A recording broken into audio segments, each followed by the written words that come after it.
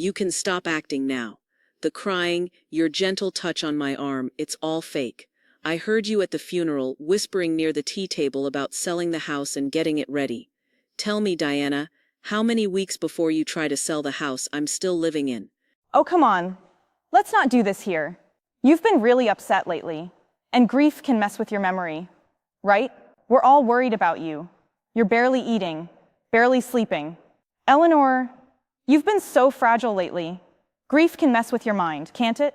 Funny, isn't it how you can clearly remember being betrayed, even with the smell of roses and fresh dirt in the air? I might be quiet, but I'm not stupid. You should tell the agent to stop. The papers for the trust were done the day after William found out he was sick. If you're waiting for me to leave, Diana, the trust might surprise you first. You really want to do this now? Like this? You're not thinking straight. No one's against you. Someone has to make choices before everything falls apart. You're not thinking clearly.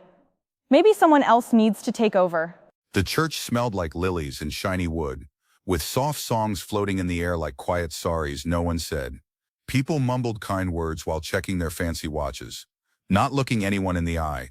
At the end of the bench, Eleanor sat alone, her sweater neat, her eyes dry.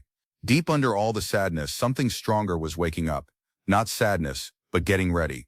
Under her chair, a closed envelope from William's lawyer sat next to her plain purse, heavier than the flowers around her. She hadn't opened it yet. She didn't need to. And while Diana poured wine for the guests, the will and the surprise inside waited under Eleanor's feet. I remember being 7, on the bathroom floor, wiping up blood from the tiles while my mom cried about ghosts in the walls. Wrapping up her hands, the left one was always worse than the right, became something I did as often as brushing my teeth. The house felt angry in a quiet way, like you could miss it if you weren't paying attention. But I saw it. I heard how her voice got all sweet and soft when she wanted me to obey. That softness was fake. It was like a nice-smelling muzzle. My dad used to crouch down next to me and say, "Stay calm, sweetheart. Calm women keep the family together."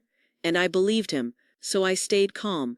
I learned how to fold napkins right and keep my mouth shut, even when the door slammed, even when dishes broke, even when she told me she loved me while falling apart. Being calm became the only thing I had. I used it like a shield and gave it to any room I walked into.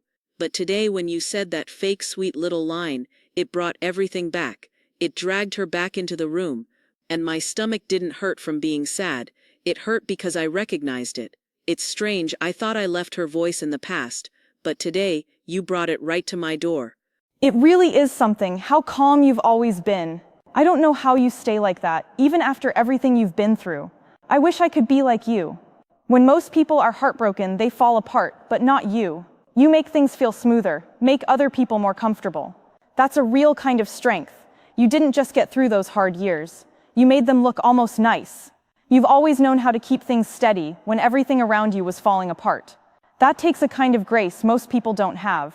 I mean, sure, you're upset, but still, you don't actually make things easier, Eleanor. You just make it seem like you do. That same line again.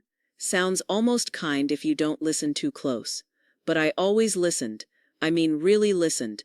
Somewhere between hiding in laundry baskets and pretending I was sleeping okay, I started thinking being good meant being quiet. I thought being small was the same as being grown up. I thought staying quiet and guessing what people wanted was love. But now I get it. I was taught to disappear, to take in all the mess and call it respect. My body still remembers every time someone smiled while pushing me away. They tricked me, made me think being still was something special, that smiling while hurting made me strong. I wore that idea like perfume, but it cost me. I lost my voice, my needs, the things I wanted. I gave out forgiveness like little snacks at quiet dinners, thinking silence was holy. But it wasn't. It was expected. And I'm done pretending that just surviving is beautiful. Being nice was the deal I had to follow, but I'm not doing that anymore. That's why we all looked up to you. That calm way you carry yourself. It's not common, it's something special. People felt calm around you. You never made things about yourself, and that's a kind of grace you can't learn. You always gave space to others without making things heavy, and that's beautiful. No loud drama, no showing off. You just understood how powerful quiet could be, and you wore it like something fancy. You're not one to cause a scene. That's what made people love you. Lovable, sure, easy to take, full of good manners and perfect potluck dishes.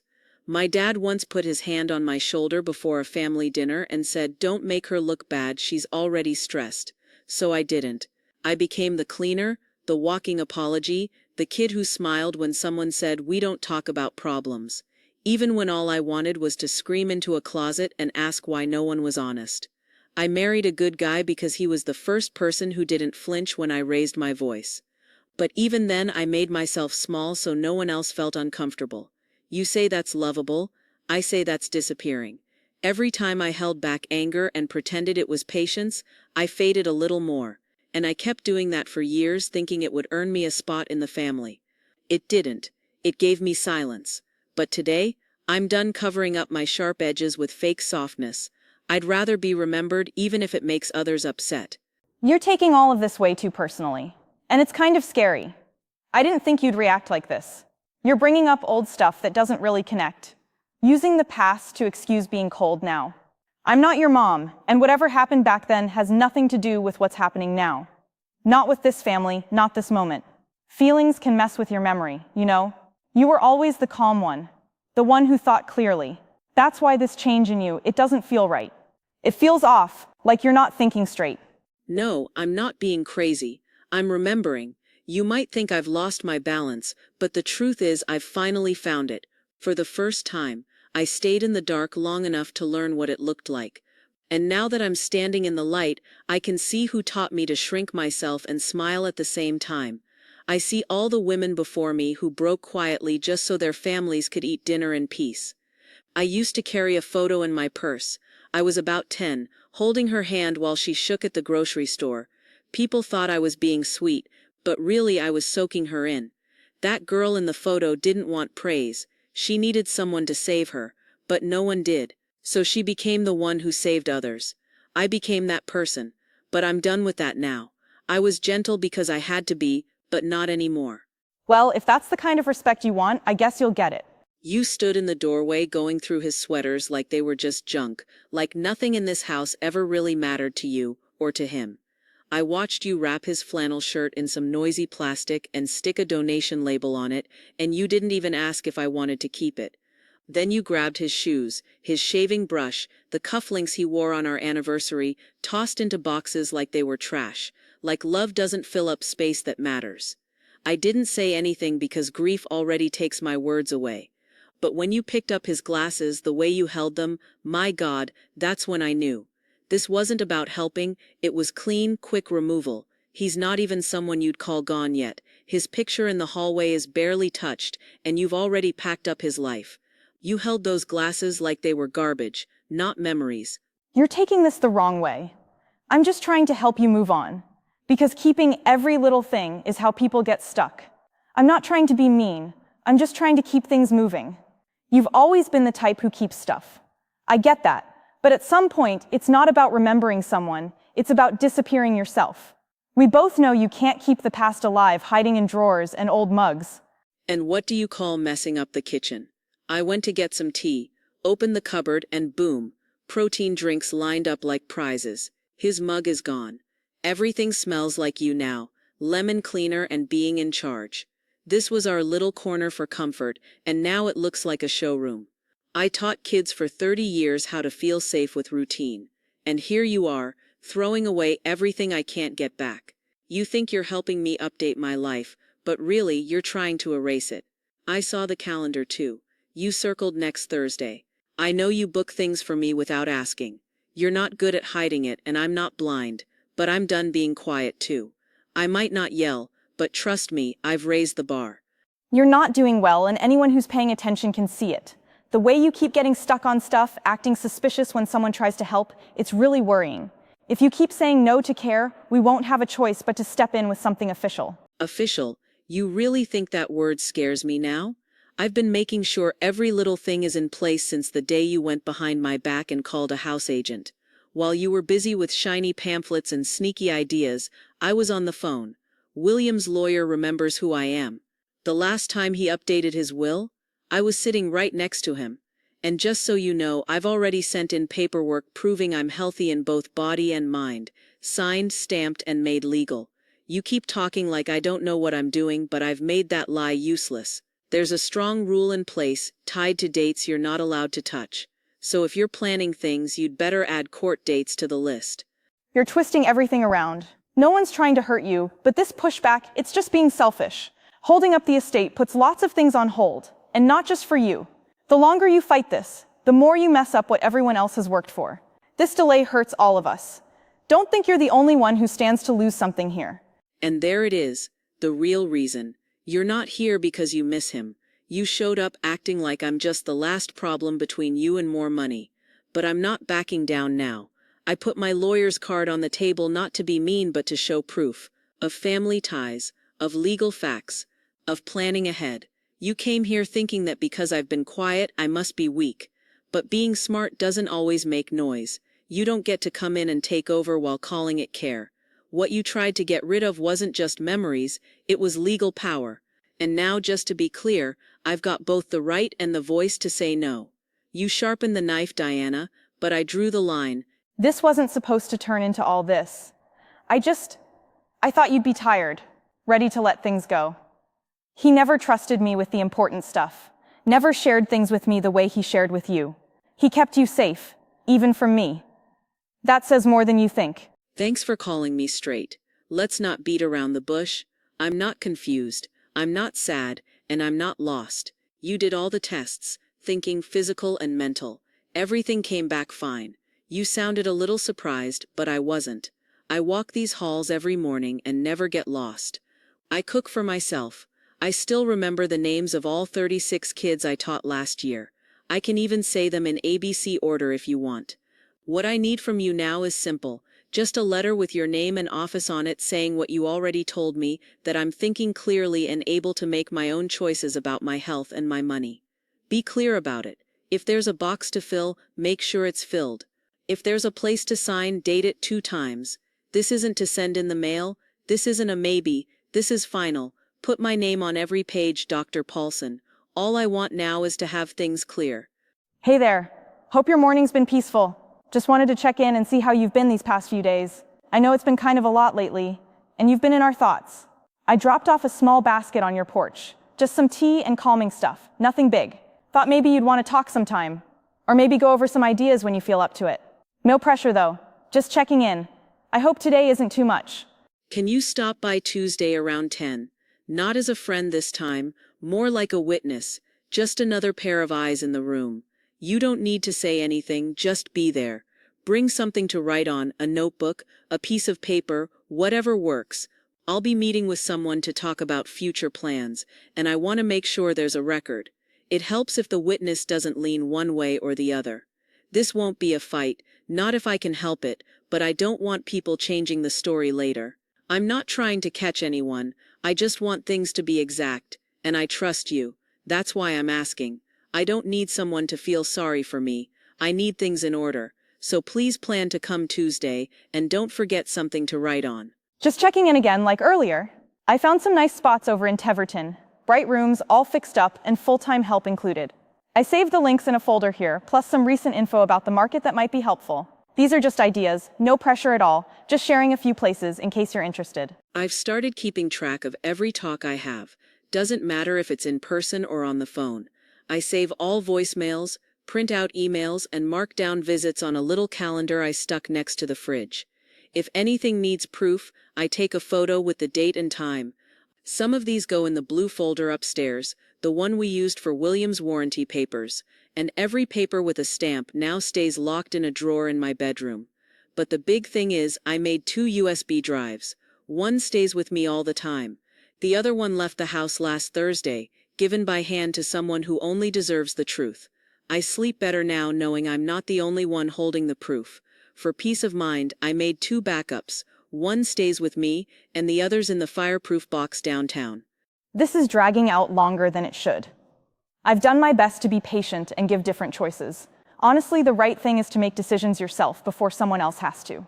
Letting this keep going won't be good. Eleanor. Not for anybody. I want that part moved to the front of the folder with a tab and a label, not hidden way back on page 8. He wanted it to be clear. Yes, I know you already stamped it. He said you would. but now being clear is the most important thing. If someone starts pushing me or hints that I can't decide things for myself, I don't want any delay.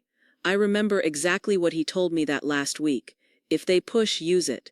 That's what this is. So yes, put it under for action right away if pushed. That's what he said. Hi again. Just wanted to reach out before the weekend. I'm not sure what's going on, but it feels like you're holding back a bit, and, well, that's not like you. I just want to know how you're feeling right now. We all care about you. We want what's best for you. You're making things harder than they need to be. Just try to think clearly, Eleanor. Nobody wants to see you go like this. Before we start, I want to put this right here. It's sealed, signed, and sent to me, but I think what's inside matters to you too. It's from Dr. Paulson and Dr. Reeve. They both looked at me separately last month and the one before. They tested my memory, checked my health, and gave proof that I'm not dealing with memory loss or problems thinking clearly. They say I can still handle everything on my own. I even had a copy sent to my lawyer just to be safe. I didn't ask them to lie or do me any favors either, just to tell the truth. The kind of truth you thought would fall apart under stress or sadness. But instead, they gave me something else, peace of mind and confidence. You said I wasn't doing well, Diana, but 3 signatures say I can still vote, drive a car, and yes, own my own home. Look, I'm not saying you made anything up, of course not, but sometimes people can look fine, especially when they really want to. You've always been pretty calm, haven't you? You know how to act cool when things get hard. I'm sure those doctors didn't see much in those short visits. And honestly, how could they? You've always been good at putting on a show, Eleanor, especially when someone's watching. Then you'll be glad to hear there's someone else here with us today. Someone who has no side to take and doesn't have to rely on memory. She's been around for most of our recent meetings anyway, but today she's here in an official way. I asked Nurse Sandra to sit in, and that pen in her hand, it's recording everything. Every word, every tone, even the way you say things while acting like you're just worried. From this moment on, anything you say about my memory is being written down. Sounds pretty fitting, doesn't it? You know, all of this feels so dramatic. Cold. I came here to talk, to check on you, and you turned it into some kind of trial. That's not caring, that's just picking a fight. I mean, look at yourself. This can't be good for someone your age. You're right, I do look tired, but not because I'm going downhill. It's because it's hard to stay quiet when people try to decide who you are without asking. But since we're being honest, there's something I've held on to. William saw his lawyer on March 12th, not in April, not in May, March, before he went into hospice, before your emails about selling the house. This envelope shows what came out of that meeting. It's signed, witnessed, and sealed before he went into the hospital the last time. You weren't there for that. But he wasn't just saying goodbye. He was making sure the things that mattered were safe. The signatures are his, the decisions were his, and now I'm the one carrying out what he asked. The future that you tried to rush, it's already been locked in with blue pen. Wait, are you saying he did all this behind our backs? Behind mine? But why would he do that and not tell me? I was the one doing everything, calling the nurse, sorting his medicine. I should have been part of that talk. Why would he hide something like this from me? Maybe because he knew more about acting than you thought. Maybe because when someone starts turning someone's final wishes into a debate, trust starts to change.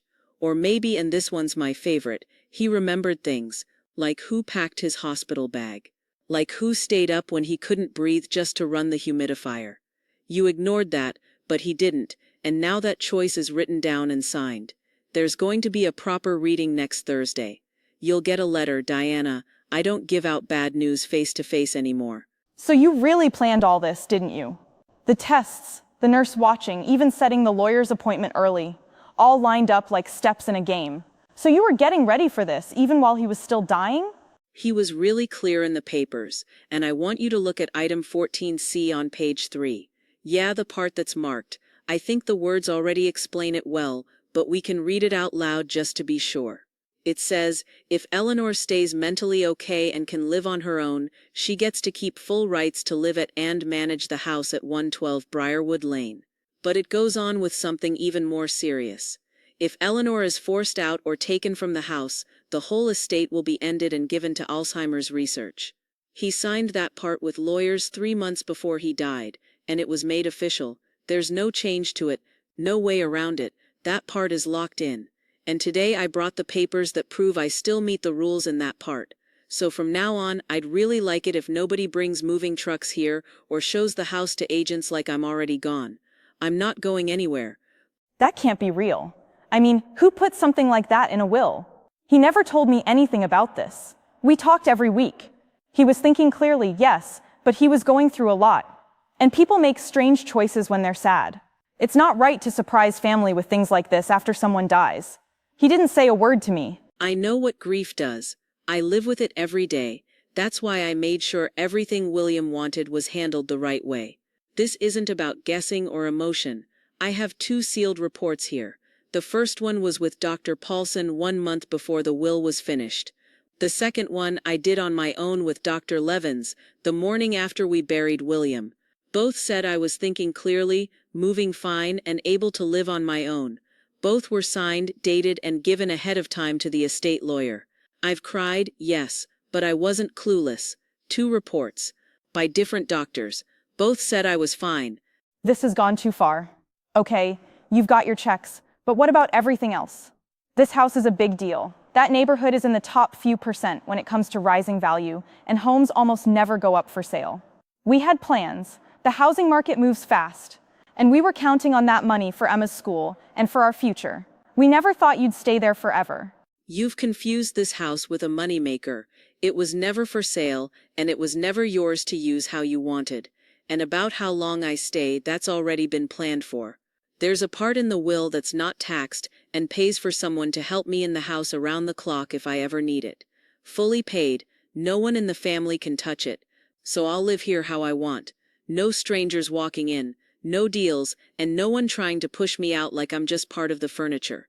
You can add up prices, look at other houses, and guess all you want, but this isn't just a building. This is where I watched your kids take their first steps, where William carved our names into the shed outside. The house is mine until I say otherwise, or until I die, whichever comes first. You're really doing this.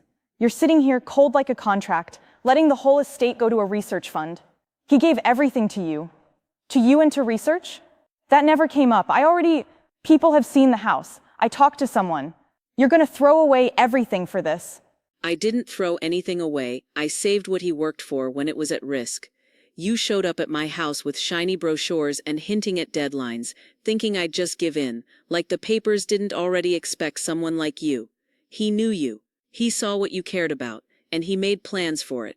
Every form you sent, every talk you had when you didn't think I was listening, I have all of it. He even left a note in the file, "Be ready. She won't think Eleanor will do anything." You took a chance, Diana, but these weren't your rules to change. Fine. Keep your lonely house, your trust money, and your act like you're doing the right thing. You'll wish you hadn't when you're by yourself, when all that quiet turns around and starts talking back to you. I told her the guest room was hers, not because I needed something from her, but just because I wanted her here. That's what's different now. She comes in with her books, her headphones, and that smell of lavender lotion. And not once do I feel like I gave up quiet for a bunch of noise. She moves around the house so gently, not like she's avoiding the sadness, but like she's learning how to live again. I told her there's no schedule, no chores list on the fridge, no quiet stress about being a bother. We wake up when we feel like it. We buy groceries if we happen to remember. We heat up leftovers and talk while eating soup. The house doesn't feel empty anymore. It feels full. I didn't pick her instead of someone else. I just picked her. And that feels calm in a way that doesn't need to be explained. No chores, just your music in my home and your laugh. She thinks it's cute now, but college living is gonna hit her soon. The fun of casseroles and birds in the yard goes away when you're 21. I'm not worried. She's just being nice, trying to feel close because of grief. She'll miss real life soon enough. I fixed the porch rail last week, and I'm putting up motion lights by the back gate. I didn't call anyone to ask if I could. I just did it. I hired Lucas, the boy who gave me a papier-mâché goat in kindergarten. Now he wears his own tool belt and works with 3 women. Smart hands, good prices. I gave him lemon water and he said thanks like it was fancy wine. We had a laugh. And when I asked about adding bars in the shower to hold on to, he gave a quiet nod and just started doing it. I don't wait for problems anymore. I plan ahead to make things easier. I don't live in fear. I live by choice. Emma helped me pick out the curtains, gold and purple, bright enough to keep away the sadness. Feeling safe isn't something I'm willing to give up anymore. That's nice. She thinks that means she's independent now. Send us a photo when it's all done. Let us know if you need anything. Still family, of course. I found 6 brochures still sitting in that drawer with the towels. Rosebridge Haven, Sunset Trails, Silver Living.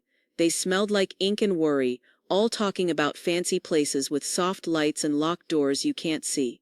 I handed them to Sandra with a flower from the garden and an envelope full of pictures, her and William laughing in the kitchen. I said, give these to someone who can use them, not me. That's all I said. She got it.